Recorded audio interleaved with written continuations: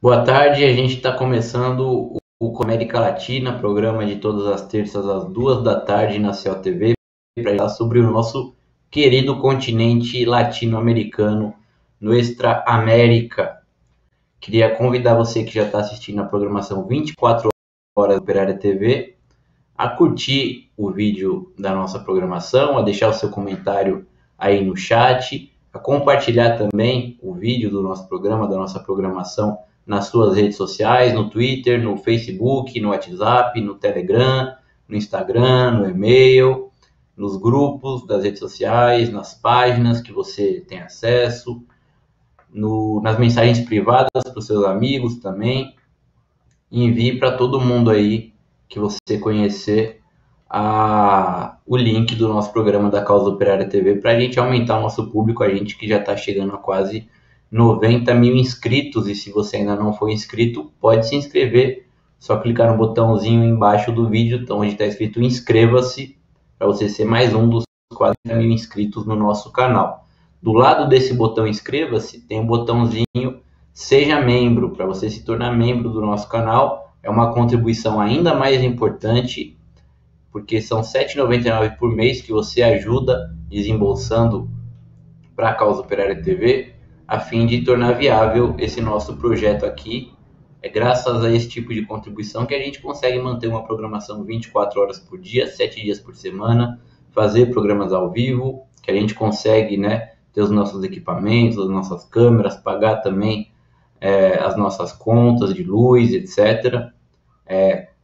Como a gente não recebe dinheiro de capitalistas nem do Estado, essa daí é praticamente uma das únicas maneiras que a gente tem para financiar esse projeto revolucionário, anti-imperialista, marxista, antigolpista, de esquerda, único da sua natureza no Brasil e inclusive no mundo, né? O PCO é o único partido político que tem um órgão oficial que pertence ao partido, com uma programação 24 horas por dia, 7 dias por semana na internet.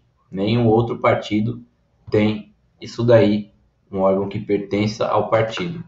Nem os partidos maiores que o PCO. Bom,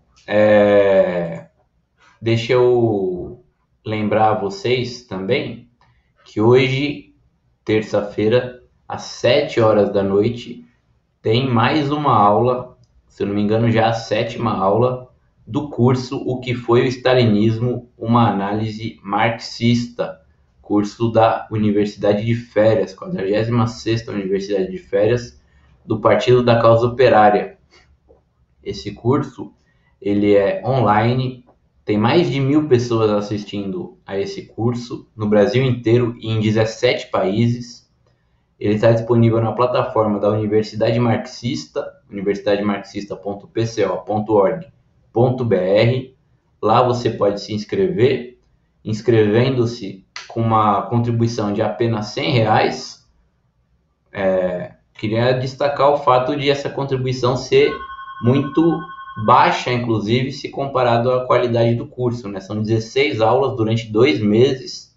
Você pode assistir às aulas que duram 3 horas cada uma e pode, durante 6 meses, ter acesso a todas essas aulas, né? E apenas R$ 100, um curso nunca antes visto no Brasil a respeito do stalinismo, da história da União Soviética, com uma qualidade impecável, ministrado pelo companheiro Rui Costa Pimenta, que está lendo mais de 300 livros para poder dar esse curso, né? Além de toda a equipe também do PCO estar contribuindo para a realização do curso. Se a gente for ver cursos aí que tem, inclusive dados pela própria esquerda, né, teóricos de formação política, esses cursos aí costumam custar muito mais caro, 200, 300, 400, R$ 500, um curso com muito menos aulas, né, e aulas muito menos aprofundadas do que essas que o PCO está ministrando através do companheiro Rui Costa Pimenta. Então, convido vocês também a se inscreverem no curso e assistirem esse curso indispensável para a formação política de qualquer militante, ativista da esquerda brasileira, porque tem tudo a ver, inclusive, com o que a gente vive hoje no Brasil. acesse universidademarxista.pco.org.br e inscreva-se no nosso curso. Lá também você pode encontrar verbetes de enciclopédia, centenas de verbetes, explicando quem são diversos personagens da história do movimento comunista, da história dos inimigos do movimento operário também, acontecimentos, né? Livros também estão disponibilizados nesse site, alguns deles inéditos em português, você pode acessar, você pode baixar. São centenas de livros também, livros teóricos, Marx, Engels, Lenin, Trotsky, Rosa Luxemburgo, textos históricos também, muita coisa, inclusive com conteúdo constantemente atualizado no site da Universidade Marxista. Então você tem ali uma verdadeira plataforma para o estudo do marxismo, para o estudo da história também, né, do século XX principalmente, uma coisa simplesmente espetacular. Bom, vamos já começar mesmo aqui com o nosso programa. Eu tinha falado, né, na semana retrasada, né, em programas anteriores, que a gente iniciou uma nova coluna no nosso programa. Uma coluna em que a Ilka Oliva Corado, que é poetisa guatemalteca, residente nos Estados Unidos, ela utiliza para difundir os seus poemas. E é importante isso daí porque a gente consegue ter acesso à cultura, né, latino-americana, no caso aí, através de uma guatemalteca, que tem um profundo sentimento latino-americano também. Vamos então ver a coluna da Ilka Oliva Corado dessa semana aqui, em Crônicas de uma Inquilina, que é o nome da coluna dela. Vamos ouvir o poema que ela vai recitar e depois a gente continua com o nosso programa. ¿Qué tal están? Les saluda Ilka Oliva Corado con Crónicas de una Inquilina.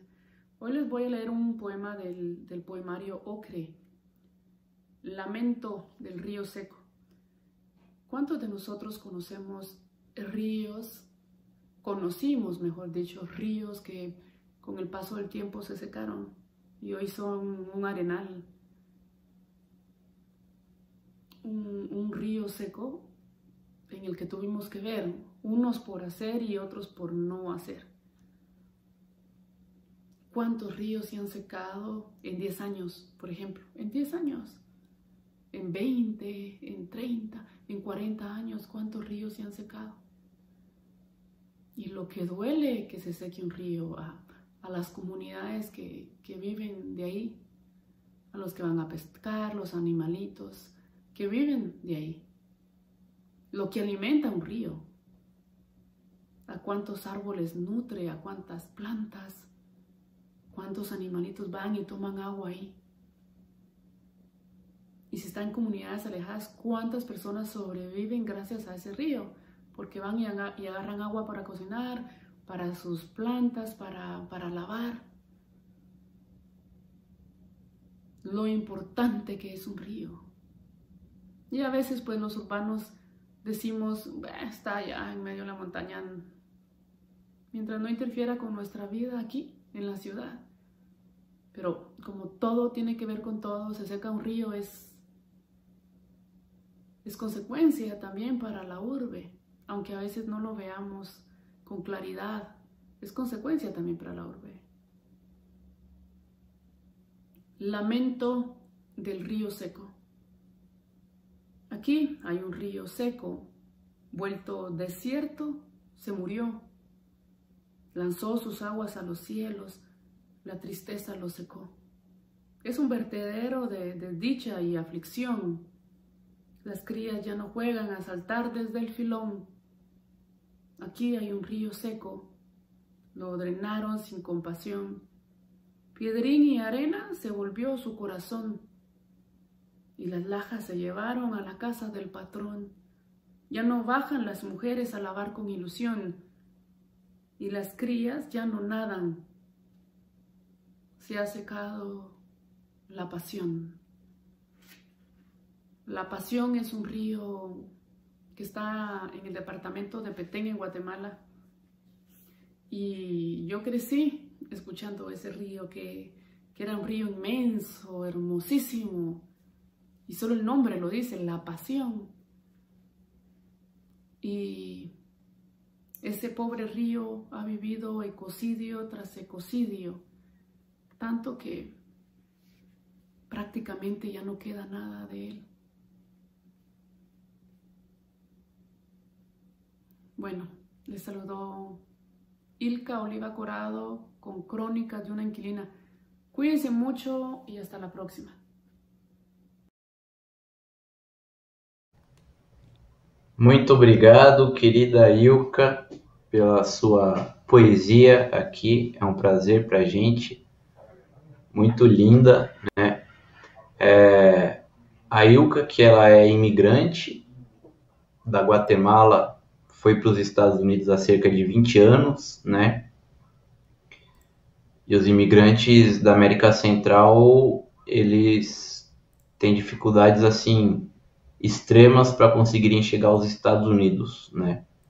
A gente viu no final de 2018, começo de 2019, né? Iniciou-se uma caravana de imigrantes da Guatemala, Honduras e El Salvador, de 10 mil imigrantes, para tentarem chegar aos Estados Unidos.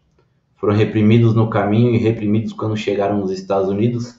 E os imigrantes que chegam nos Estados Unidos, passando pela fronteira, no deserto de Sinaloa, né, entre o México e o Arizona, muitos deles não chegam com vida nos Estados Unidos.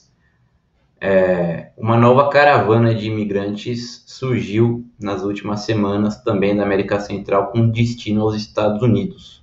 A gente tem uma reportagem do Brasil de Fato que fala sobre isso, vamos ver.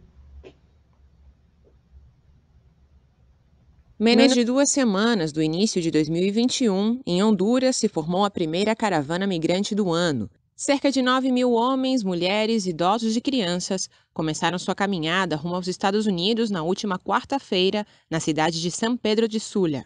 O motivo? Desemprego, fome, miséria e violência nos seus países de origem. No entanto, ao tentar atravessar a Guatemala, o grupo foi recebido por um verdadeiro muro humano, formado por cerca de 3.000 militares guatemaltecos. A cidade de Chiquimula se tornou um cenário de guerra, mas o operativo só conseguiu dispersar cerca de 3.000 pessoas, segundo as autoridades migratórias guatemaltecas.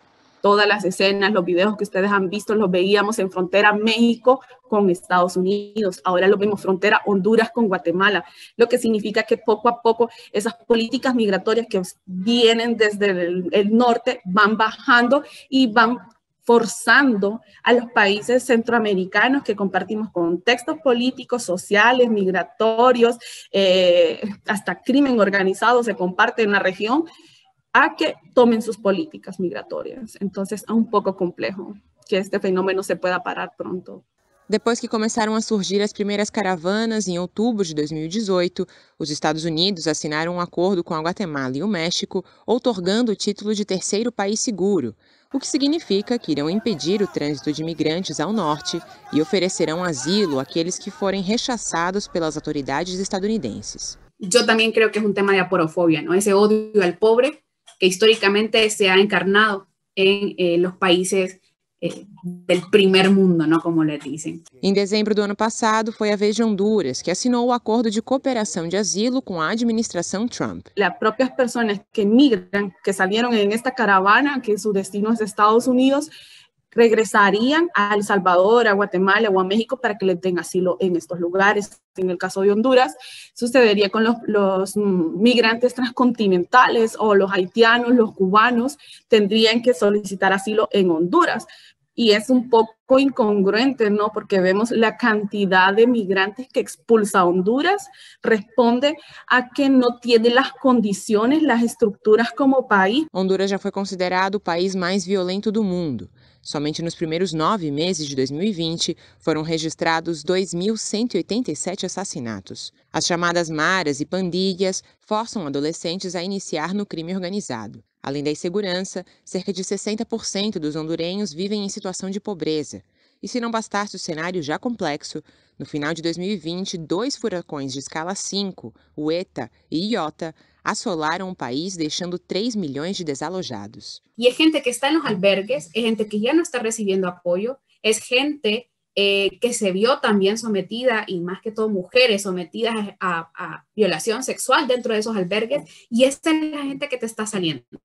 Es gente que ya estaba en condiciones complicadas cuando el huracán, en el albergue la situación no mejoró, pasaron sus navidades, su año nuevo en los albergues, no vieron respuesta, el gobierno sigue diciendo que va a actuar, y realmente esta gente no tiene tiempo para esperar. Es decir, han tenido toda una historia de pobreza y no tienen tiempo para seguir esperando. Por eso deciden irse. Para as duas analistas, as políticas migratórias adotadas nos últimos anos entre Estados Unidos e o chamado Triângulo Norte Centro-Americano, que são Guatemala, Honduras e El Salvador, não funcionaram porque tiveram um enfoque focado na repressão, ao invés de atacar as causas que levam as pessoas a abandonar o seu país. Honduras carece un poco, y la región de Centroamérica carece un poco de políticas públicas más humanizadas y políticas migratorias humanizadas, no con enfoques militaristas como las están implementando, y un enfoque de una economía de desarrollo más sustentable con soluciones duraderas, no programas temporales que brinden una asistencia o asistencialismo como tal, sino que se necesita trabajar muchísimo la estructura y la democracia, por ejemplo, en la región.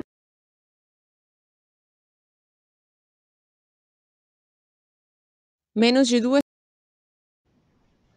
Bom, agora passando para a Colômbia, o partido Força Alternativa Revolucionária do Comum, FARC, mudou de nome novamente para Comunes. O anúncio foi feito pelo partido no final de semana. Pelo secretário-geral, pelo principal dirigente, o Rodrigo Londoño, também conhecido como Timoshenko. O objetivo, segundo declarado publicamente pelo agora Comunes, é se distanciar dos outros setores que permanecem de armas na mão. Vamos lembrar que o Força Alternativa Revolucionária do Comum manteve a mesma sigla FARC, da antiga guerrilha, Forças Armadas Revolucionárias da Colômbia, que atuou desde os anos 60 até os acordos de paz de 2016 entre as FARC e o governo colombiano, e tomou conta de uma boa parte do país em alguns momentos. Com esse acordo de paz, essa parcela capituladora das FARC, liderada pelo Timoshenko, abandonou as armas, e em troca o governo colombiano ele daria anistia para os ex-combatentes. No entanto, desde os acordos de paz de 2016, o que a gente viu foi a FARC capitulando totalmente, transformando-se em partido político legal, com uma flor como símbolo, o que é muito significativo, uma vez que a flor é o símbolo da Segunda Internacional, a mesma que capitulou diante do imperialismo na Primeira Guerra Mundial, e o governo não cumpriu nada o que tinha prometido. Centenas de ex-integrantes das FARC foram assassinados desde então e continuam sendo assassinados. Somente este ano, 2021, 5 ex-militantes das FARC já foram assassinados. O último deles, no último sábado, o Juan Carlos Correa, de 35 anos, na cidade de San Andrés de Cuerquia, em Antioquia. Isso daí mostra que essa capitulação constante das FARC, que agora se chama Comunes, é apenas maléfica aos interesses dos trabalhadores, porque você se entrega ao governo achando que o governo vai pelo menos fazer alguma coisa, e o que acontece é que as FARC entregaram os seus ex-militantes aos lobos. Uma parcela do movimento manteve-se de armas na mão. Enquanto isso, outros elementos que haviam abandonado a luta armada estão voltando à luta armada, vendo que não adiantou nada o acordo com o governo, né? É mais fácil eles sobreviverem enquanto estiverem no meio da selva, na luta armada, do que nas cidades pacificamente, uma vez que todas as milícias e grupos paramilitares do governo estão atuando fortemente aí para perseguir não só as Farc, mas toda a esquerda colombiana. A Colômbia é o país onde mais morrem defensores do meio ambiente. A Colômbia é um país onde centenas de defensores dos direitos humanos, sindicalistas, camponeses, indígenas têm sido mortos nos últimos anos, né? E, logicamente, os ex-guerrilheiros das Farc não vão escapar disso daí, como não estão escapando realmente. Deixa eu agradecer aqui ao pessoal que está acompanhando o Conexão América Latina com a gente.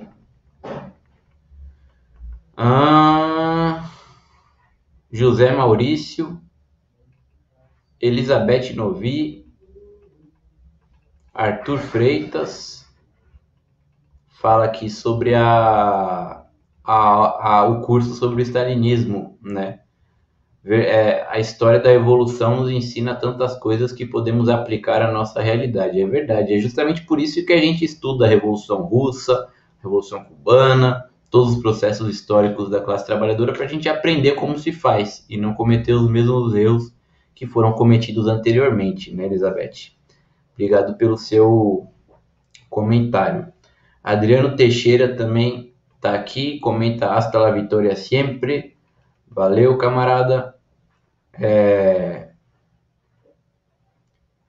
A Elizabeth Novi, inclusive, sugere, né, que a Ilka ela fizesse uma reportagem, uma entrevista explicando a situação dela. O grande problema... a situação no país dela. Sim, talvez ela consiga fazer. O problema é que ela não pode falar muito de política, porque como ela é uma imigrante, ela pode sofrer perseguição nos Estados Unidos. Lembrando que a gente vai falar dos Estados Unidos em instantes, porque o governo Biden não é diferente do governo Trump. Na verdade, é diferente e é pior do que o governo Trump. A gente vai falar sobre isso. Monique FC também aqui com a gente. Sou eu que envia um super sticker. Bom trabalho, obrigado, sou eu. Desta vez eu consigo. Silvia Mirro, desta vez eu consigo também enviar aqui um super sticker. Valeu, obrigado pela contribuição. O José Maurício, ele fala: eu sempre pensei em formar um grupo armado aqui no Brasil semelhante às Farc, para defender os interesses dos trabalhadores. Se eu fosse você, José Maurício, eu não comentava isso daí publicamente. A gente vive numa ditadura também tão poderosa, tão forte, tão repressiva como na Colômbia, né? Bom, vamos falar sobre os Estados Unidos então, né? Porque a revista The Economist, um dos principais órgãos aí do imperialismo internacional, né, baseada na Inglaterra, ela publicou um artigo que inclusive foi reproduzido pelo jornal O Estado de São Paulo, no qual ela fala que o Joe Biden, ele é o homem da democracia para a América Latina, né? Joe Biden, que vem sendo propagado aí desde o ano passado, né? Na verdade, desde quando ele anunciou que iria concorrer às eleições dos Estados Unidos contra o Donald Trump, ele tem sido aí propalado como a antítese, né, do Donald Trump, a antítese do fascismo, o grande representante da civilização contra a barbárie, né? Um progressista, um humanista, um democrata. Vejam só que ele colocou como vice-presidente uma mulher negra, descendente de imigrantes. Ele tem em seu gabinete transexuais, homossexuais, muitas mulheres, né? Imigrantes também, latinos.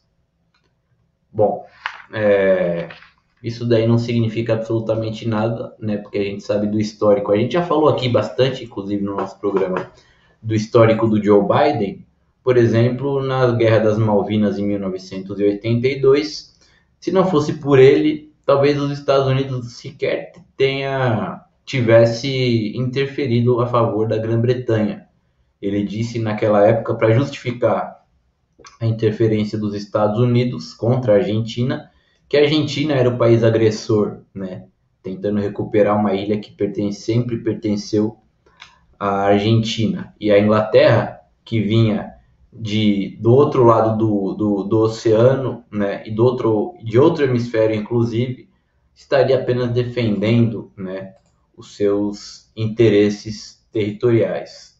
O Joe Biden, esse humanista, né, que foi um dos principais responsáveis pelos bombardeios, né, na Iugoslávia nos anos 90, pela invasão do Iraque, pela guerra no Afeganistão, pela derrubada do Muammar Gaddafi na Líbia, com bombardeios da OTAN, pela guerra na Síria, né?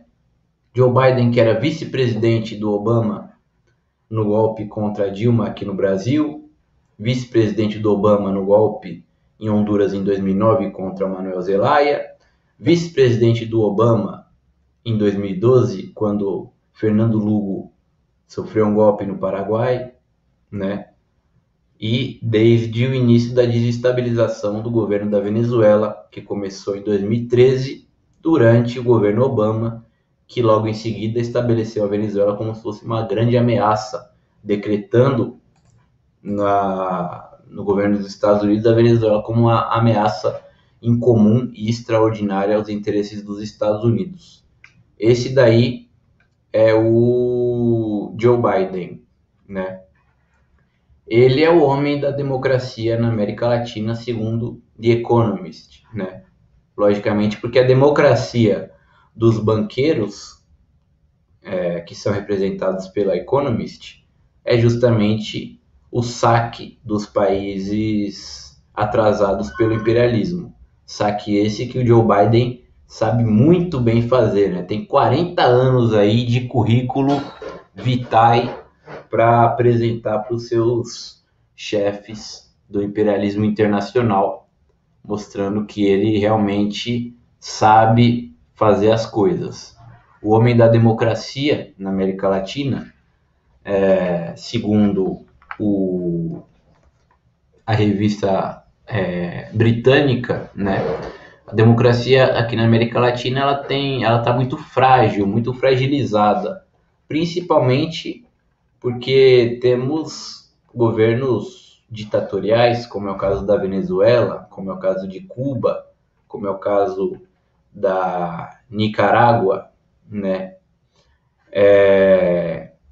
Que o próprio Joe Biden já deu claros sinais de que vai lutar para derrubar esses governos. Ele convidou o embaixador fake do presidente fake da Venezuela, Juan Guaidó, que agora não é nem presidente mais da Assembleia Nacional, né, para sua posse, e disse que reconhece o Guaidó e que vai manter as pressões contra o governo da Venezuela para derrubar o Nicolás Maduro. Ele e a Kamala Harris já haviam também indicado a derrubada dos governos da Nicarágua e de Cuba. Eu me lembro que há pouco tempo a gente inclusive comentou aqui que no final da campanha eleitoral no Twitter, o Joe Biden falou que o governo da Nicarágua é uma ditadura, né? Já indicando logicamente que vai manter todas as pressões, todos os bloqueios e embargos econômicos contra o governo sandinista do Daniel Ortega para derrubar o seu governo. E esse ano, em 2021, haverá, no final do ano, em outubro ou novembro, eleições gerais na Nicarágua. A gente já pode esperar que o Joe Biden vai mexer ali os pauzinhos para tentar derrubar o governo do Daniel Ortega esse ano aqui na Nicarágua. A gente precisa anotar isso daí e começar a denunciar desde já, porque sempre quando tem eleições em algum país onde o imperialismo não aceita o governo, eles tentam derrubar esse governo, né? E Cuba, né, a Kamala Harris, ela deu também uma entrevista recente à agência France Press, falando que o bloqueio econômico é uma lei dos Estados Unidos e precisa ser mantido, né? E o governo do Joe Biden vai trabalhar para derrubar a ditadura criminosa, né, do governo cubano contra o povo cubano. Bom, deixa eu agradecer aqui também aos comentários do José Carlos Berti Júnior. Ele fala que gostaria de adquirir o jornal do PCO. Bom, você pode entrar em contato com a gente aí, Bert, para adquirir o jornal do PCO. A produção, se quiser, a produção de repente pode até colocar algum número aí para o companheiro entrar em contato com a gente. A Silvia Milro, ela comenta: Biden demagogo imperialista. Exatamente, né? O Biden faz toda essa demagogia, né, com negros, com mulheres, com transexuais, né, LGBT em geral, homossexuais, tudo mais, ao mesmo tempo em que ele assassina venezuelanos, assassina argentinos, né, assassina iugoslavos, iraquianos, paquistaneses, afegãos, e o imperialismo confia nele, o homem da democracia na América Latina, porque a democracia, né, precisa ser ou mantida ou restaurada, no caso da Venezuela, de Cuba, da Nicarágua, mantida, né, no caso do Equador, governo do Lenín Moreno totalmente subserviente, o governo do Sebastián Piñera do Chile totalmente subserviente, o governo paraguaio também totalmente subserviente, e no Brasil, se possível, tirar o Bolsonaro que não sabe administrar nada para o imperialismo, né? Colocar um João Dória, um Luciano Huck ali para tentar estabilizar a situação para o imperialismo. Só que se aparecer ali um Lula, né, na jogada, o nosso homem da democracia para a América Latina vai falar: não, Bolsonaro, você é o nosso fascista favorito, pode ficar aí, porque com o Lula a gente não quer conversa, né? Esse daí é o imperialismo. Bom, esses dias aqui está fazendo aniversário de 94 anos do nascimento de um dos maiores jornalistas que a América Latina já teve, o argentino Rodolfo Walsh. O Rodolfo Walsh, ele trabalhou como jornalista investigativo na Argentina nos anos 50, 60. Ele foi um entusiasta da Revolução Cubana de 1959 e ajudou Che Guevara e Fidel Castro a fundar alguns órgãos da imprensa cubana, como é o caso da Prensa Latina, né? A famosa agência de notícias latino-americana, Prensa Latina. Ele também se envolveu, né, na política, pegando em armas para lutar contra a direita. Se envolveu na luta armada e acabou sendo vítima da ditadura militar argentina. A gente tem uma reportagem aí do Brasil de Fato também para contar a história do Rodolfo Walsh para a gente. Vamos ver. No dia 9 de janeiro, o jornalista argentino Rodolfo Walsh completaria 94 anos. Seu trabalho como jornalista investigativo, escritor e militante contra a ditadura militar são até hoje uma referência literária e histórica do país.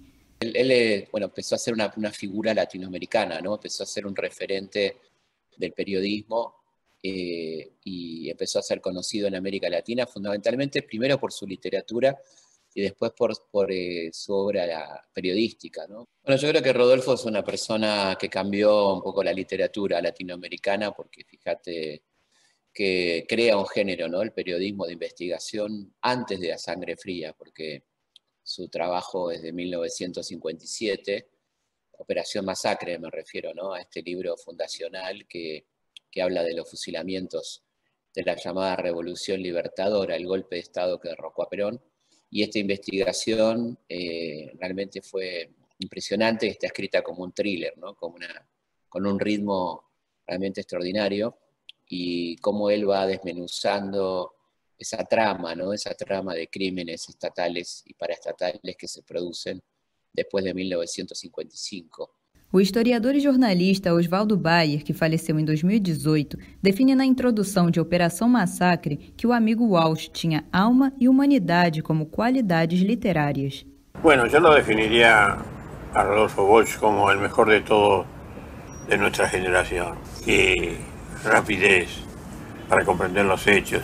Com um fascínio pela ficção policial e uma grande personalidade investigativa, Rodolfo Walsh colaborou com a Revolução Cubana ao decodificar mensagens encriptadas entre a CIA e a tropa de cubanos exilados, no que ficou conhecido como a invasão da Baía dos Porcos em 1961. Él es una persona que tiene una trayectoria política curiosa, ¿no? Porque él viene de la ultraderecha católica y había tenido un profundo enojo con el peronismo cuando Perón se pelea con la Iglesia Católica, ¿no? Incluso él cuenta que celebra el derrocamiento de Perón en el 55. Luego de eso él va comprendiendo el error en el que había incurrido, se va alejando de ese pensamiento nacionalista católico, se va acercando a las posiciones de izquierda. No combate à desinformação, Walsh fundou duas importantes agências de notícias, a Prensa Latina, em Cuba, e a Agência de Notícias Clandestina, que distribuía folhetos anônimos informativos durante a ditadura argentina. Além disso, o jornal CGT foi uma publicação que revolucionou a comunicação sindical. Y es un periódico donde Rodolfo hace como docencia, destinado a los trabajadores, con un lenguaje llano, digamos, tratando de elevar el nivel político de las masas trabajadoras. O último escrito deixado por Rodolfo Walsh foi a Carta Aberta à Junta Militar, denunciando os crimes da ditadura, publicada em 25 de março de 1977. Dias depois, Walsh seria mais um desaparecido da ditadura militar argentina. Es una carta tremenda, muy potente, muy fuerte, y un modelo de periodismo, ¿no? También de cómo hacer periodismo en la clandestinidad, en esas circunstancias tan adversas. En ese sentido, una escritura que invite al pensamiento, a la rebelión, sigue estando vigente, ¿no? A rebelarse, no en el sentido armado del término, sino a oponerse a ese monopolio informativo, ¿no? A ese formateo de la sociedad que se sigue planteando por otras vías en la segunda década del siglo XXI, ¿no?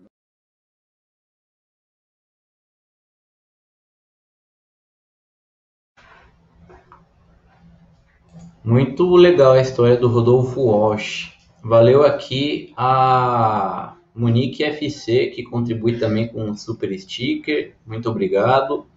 O José Maurício, ele fala que onde o PCO fizer manifestação aqui em Fortaleza, eu estarei presente. O PCO tem militantes em Fortaleza e certamente pode entrar em contato com a gente também no Facebook. A gente tem página aí do PCO do Ceará. Entre em contato com a gente para articular aí, para participar das nossas manifestações, companheiro.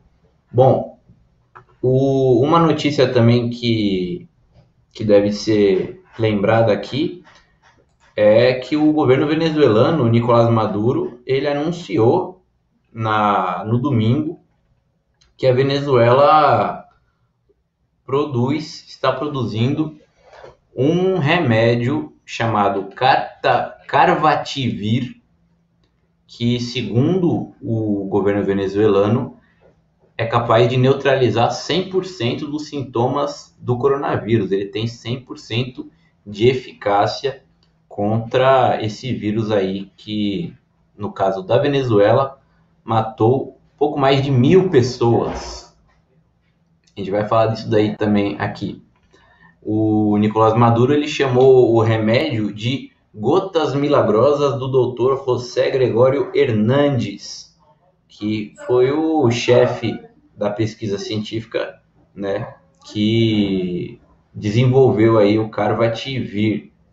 Durante 9 meses foi feito esse estudo, né, e testes também, aplicando em doentes em estado muito grave, intubados e inclusive correndo risco de vida, além de pacientes também em estado mais moderado e outras pessoas sem sintomas. O Carvativir é um medicamento desenvolvido de maneira totalmente pública, estatal, né, pelo governo venezuelano, testado nos hospitais públicos venezuelanos e que já teve o recebimento de patente nacional e internacional, assim como autorização sanitária oficial. Nicolás Maduro também falou que nos próximos dias vai levar esse medicamento às instâncias internacionais da Organização das Nações Unidas para mostrar, né, essa descoberta venezuelana aí para o mundo. Isso daí, né, se for realmente comprovada a eficácia do Carvativir, né, é realmente uma conquista, né, para a Venezuela e para os povos latino-americanos e para os povos oprimidos, né, mostrando que se você tiver um governo com participação popular, né, como é o caso da Venezuela, que se preocupa com programas sociais e tudo mais, existe sim condição de combater uma pandemia como essa do coronavírus que assola toda a humanidade. Lembrando que a Venezuela já havia anunciado o recebimento de 10 milhões de doses da vacina russa Sputnik V ou Sputnik V, eu sempre me confundo com o nome. 10 milhões de doses para uma população de pouco mais de 30 milhões de habitantes, portanto, isso daí vacinaria 1/3 da população somente a vacina russa, né? Agora, com o remédio venezuelano, se realmente a eficácia for de 100%, isso daí é um alívio muito grande para o povo venezuelano, que, no entanto, como eu falei, foi muito pouco atingido, né, pelo coronavírus. No máximo, foram constatados quase 124 mil casos de coronavírus apenas. 124 mil casos, quase metade do número de mortos do Brasil. E somente 1.150, cerca de 1.150 mortos na Venezuela, né? 1.150 mortos você tem aí em um distrito da cidade de São Paulo, né? Uma coisa, né, que a gente deve destacar aqui na questão da Venezuela é que desde o começo da pandemia, o Nicolás Maduro ele anunciou que as pessoas não poderiam ser despejadas de suas casas por causa, principalmente, da crise econômica, né? Não conseguiriam pagar o aluguel, teriam que fazer o isolamento social e não ir trabalhar, não conseguiriam pagar o aluguel, não poderiam ser despejadas e também não poderia ser cortada água, luz dessas pessoas, né? Fazendo ali, além das próprias dos próprios programas sociais do governo venezuelano, né, para a população principalmente mais pobre, com diversos tipos de cesta básica, e as missões, né, alguns dos programas sociais do governo venezuelano se chamam missões, como é o caso da missão Robinson, por exemplo, que leva médicos para todos os rincões do país, uma parceria com Cuba, né, e aprendendo também do que Cuba fez, do que Cuba tem feito, tanto em seu próprio país como em várias partes do mundo, né, de levar os médicos para áreas onde não existe acesso à saúde. A Venezuela tem feito a mesma coisa desde o início do governo do Hugo Chávez, né, com médicos indo nas favelas, atendendo de casa em casa, em todas as comunas venezuelanas, em todas as favelas venezuelanas. Cuba, por exemplo, enviou quase 30 mil médicos para atuar na Venezuela ao longo desses anos, dessas 2 décadas aí de parceria entre Cuba e Venezuela, que, por outro lado, foi retribuída com petróleo logicamente, Cuba, como qualquer outro país, precisa de petróleo, ainda mais vítima de um bloqueio econômico como é Cuba, né? Isso daí é ainda mais fundamental. Então, a Venezuela, se isso daí for comprovado, né, o desenvolvimento desse antiviral, isso daí significa uma conquista enorme para o povo venezuelano, para os povos da América Latina, para os povos oprimidos do mundo inteiro e para a humanidade toda, né, porque teria um remédio que consegue combater o coronavírus. Uma última informação aqui é que o governo venezuelano também, né, durante a pandemia, distribuiu e tentou, né, cuidar da sua população, fabricando 2 milhões de máscaras de proteção que foram doadas, né, distribuídas publicamente, gratuitamente, para a população, além de até o mês de julho do ano passado, com poucos meses de pandemia, já terem sido feitos 1.500.000 testes, né? Também houve, né, uma parceria com o governo chinês, o governo russo, o governo iraniano, para que a Venezuela recebesse vários EPIs, né? O governo venezuelano recebeu ventiladores, termógrafos, máscaras do governo chinês, além de 500.000 testes rápidos, e no total 22 toneladas de insumos médico-hospitalares. Isso daí tudo para tentar, né, fazer com que o país não fosse tão devastado pelo coronavírus, uma vez que vive um bloqueio econômico que impede a Venezuela de comprar medicamentos. A situação também na Venezuela é muito difícil por causa do bloqueio imperialista, e mesmo assim o governo consegue, né, fazer com que o país desenvolva um remédio contra o coronavírus e que apenas 1.000 pessoas tenham morrido de coronavírus, enquanto que a gente poderia comparar um pouco a população da Venezuela com São Paulo. Tudo bem porque a população da Venezuela é um pouco menor que a população de São Paulo, tem 33 milhões de habitantes, São Paulo tem 44 milhões de habitantes. Mas São Paulo tem 50.000 mortos e a Venezuela tem 1.000 mortos, né? São Paulo não vive um bloqueio econômico como vive a Venezuela, e São Paulo é mais desenvolvido que o resto do Brasil. A Venezuela é menos desenvolvido do que o resto do Brasil. E mesmo assim, né, um governo popular, um governo de esquerda, que tem fortes raízes nos trabalhadores, mostra que tem condições de combater esse tipo de coisa que um governo neoliberal de características fascistas, como é o governo nacional brasileiro e o governo de São Paulo, não tem. Falando em coronavírus, vamos terminar nosso programa com a coluna da Márcia Chueri, direto de Cuba, né, para falar também sobre a questão do coronavírus na ilha caribenha.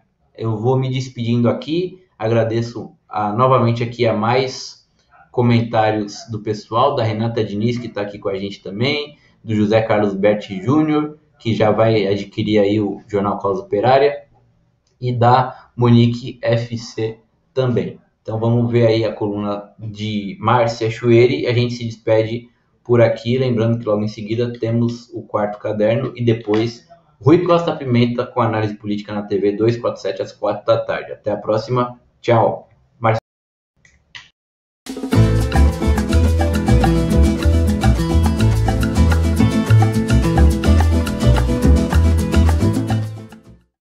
Olá, eu sou Márcia Chueri e falo direto de Cuba. Hoje é 26 de janeiro de 2021.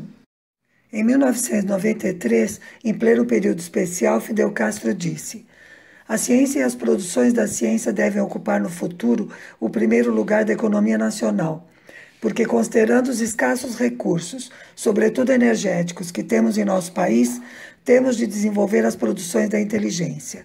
Esse é o nosso lugar no mundo, não haverá outro. Como costumava acontecer, ele tinha razão. Cuba é o único país da América Latina que está produzindo uma vacina própria contra a Covid-19. Aliás, uma não, 4. O Instituto Finlay de Vacinas tem 2 candidatas, as Soberanas 1 e 2. Soberanas porque representam a soberania científica do país.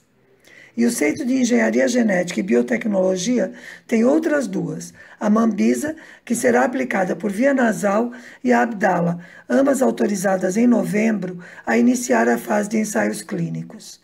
O nome da Mambisa faz referência ao exército Mambi, que lutou contra a Espanha pela independência de Cuba no século XIX. E Abdala é o nome de uma peça de teatro de José Martí, que também tinha a independência como tema. Embora a Soberana 1 tenha iniciado os ensaios clínicos em agosto de 2020, a candidata mais avançada no momento é a Soberana 2.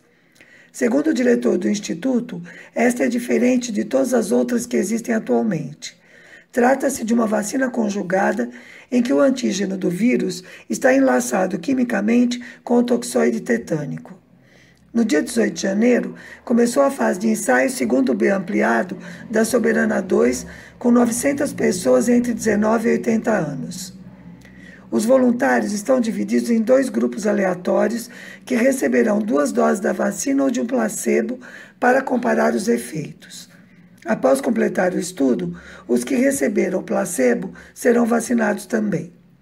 Após esta fase, começará a fase 3, com 150 mil pessoas vulneráveis e residentes em zonas de alto risco.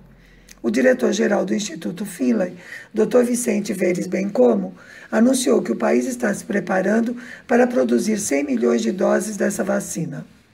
Isso seria suficiente para imunizar toda a população da ilha e ser fornecida a outros países interessados em comprá-la. Já demonstraram interesse a Venezuela, o Irã, Índia, Paquistão e Vietnã. Além das vacinas, a ciência cubana conseguiu outros resultados que também merecem aplausos.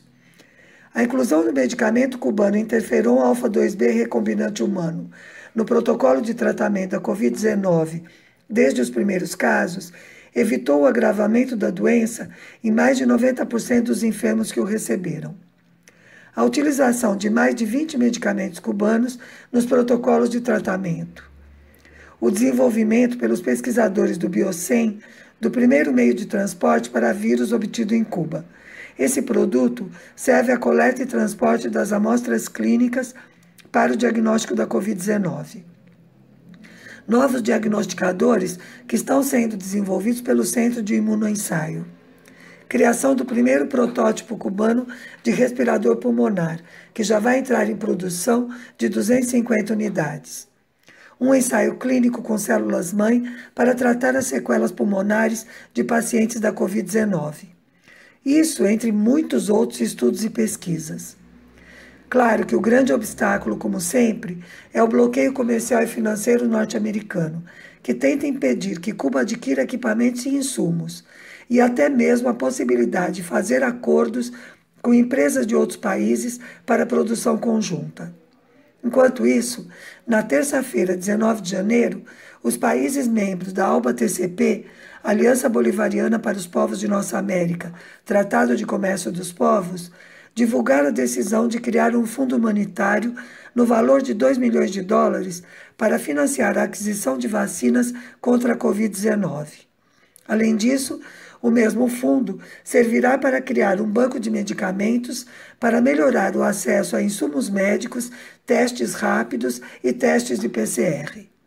A criação do fundo será feita através do Banco da ALBA-TCP e já prevê um financiamento não reembolsável de 1 milhão de dólares para os seguintes países do Caribe Oriental: Antigua e Barbuda, Dominica, Granada, São Vicente e Granadinas e São Cristóvão e Neves, para que possam adquirir as vacinas.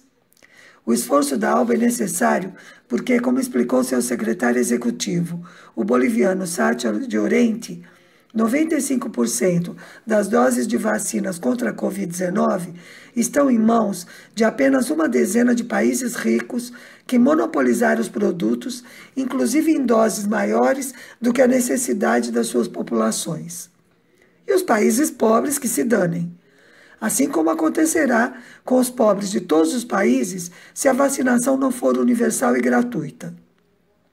Todo mundo está ansioso por ser vacinado, mas não devíamos fazer disso um monumento ao egoísmo e individualismo. A luta é por vacina para todos. E por falar em solidariedade e internacionalismo, que é disso que se trata, no sábado 16, o presidente Dias-Canel deu as boas-vindas, virtualmente é claro, a 360 colaboradores das brigadas Harry Reeve que retornavam de missões no Kuwait, Catar, Peru, Guiné-Bissau, Quênia e Serra Leoa. Por isso, continuamos na campanha pelo Prêmio Nobel da Paz às Brigadas Médicas Cubanas. Entre no site brigadasmedicuba.com. Por hoje é isso. Saudações socialistas.